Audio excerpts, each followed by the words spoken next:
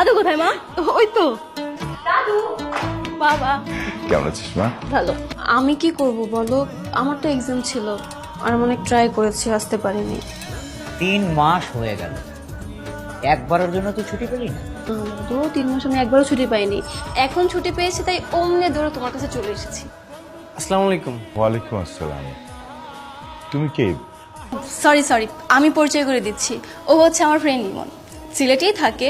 আমি যখন বাসায় ফিরছিলাম তখন দেখছি ও ফ্রি আছে, তাই আমি ওকে ঘুরতে নিয়ে এসেছি আমাদের বাসায়। ভালো করেছো, তুমি আমার নাতনিকে গার্ড দিয়ে নিয়ে এসেছো।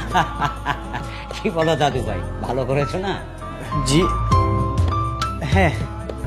আচ্ছা ঠিক আছে, তুমি তাহলে উপরে রুমে গিয়ে রেস্ট নাও, অনেকটা জার্নি করে এসেছো। আমি খাবারটা রেডি করছি। আর রতন, জি ম্যাডাম।